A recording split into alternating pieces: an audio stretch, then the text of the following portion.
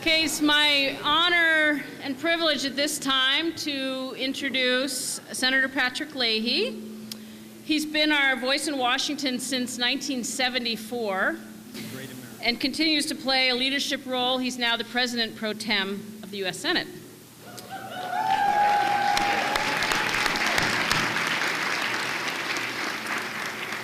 He's many of you may not know that he's the father of the National Organic Program, playing a real leadership role to create a national organic standard. He's advocated for a school breakfast and lunch program and been a real leader in the farm to school program, which has absolutely benefited Vermont, as you can see from these kids.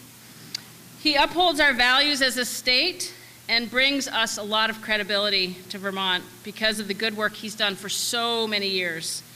Please join me in welcoming Patrick Leahy.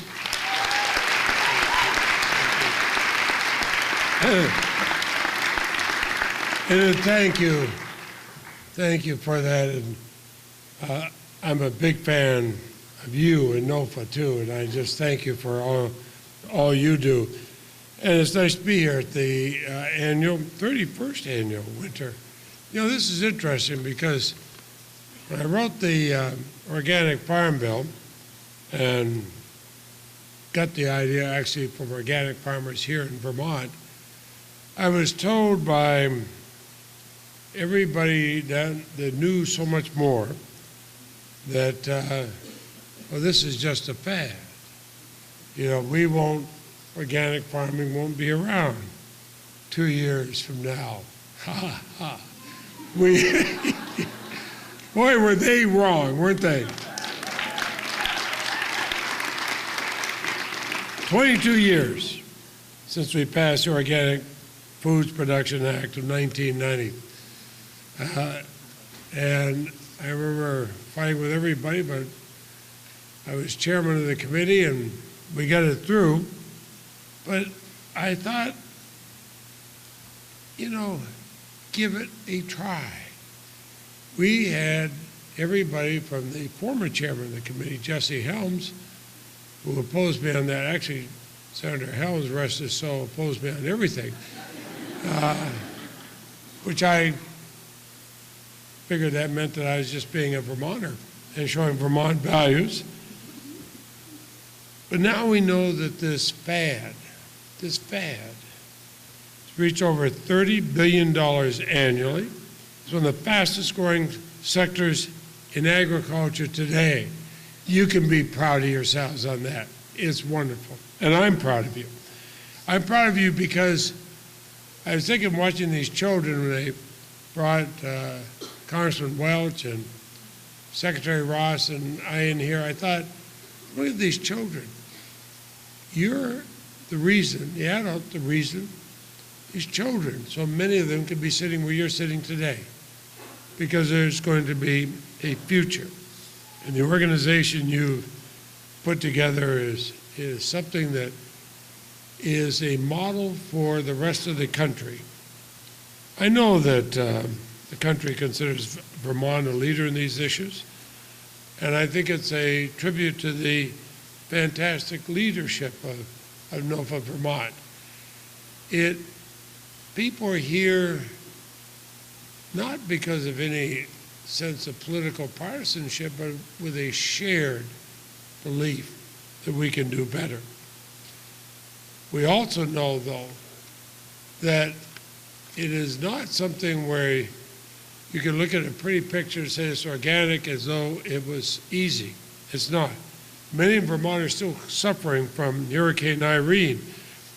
I've heard from a lot of you, even in this room, that you lost not just the year's crops of the floodwaters, but you lost years of getting your land into a condition where it can be considered organic. And I do not take that lightly, and everybody in my office has worked about that because it was years of toil. I had at least one organic farmer day after the flood that was going around the state, told me what happened, tears in her eyes. And I said, just washed away. said, yes, and we'll put it back. We'll put it back. That's the way we have to be. I hear from Midwestern members whose states were plagued by historic droughts last year, from senators from the West whose forest fires have devastated thousands of acres of land. But we will keep on trying. You know, the agriculture industry hopes that 2013 will bring calmer weather patterns, but I think they're becoming the new normal. And I think we have to adapt and on the changing climate. But we as a nation and the rest of the world have got to face up to the fact that climate change is real and that we have something to do with that, and we ought to show responsibility as a people, both in this country and around the world.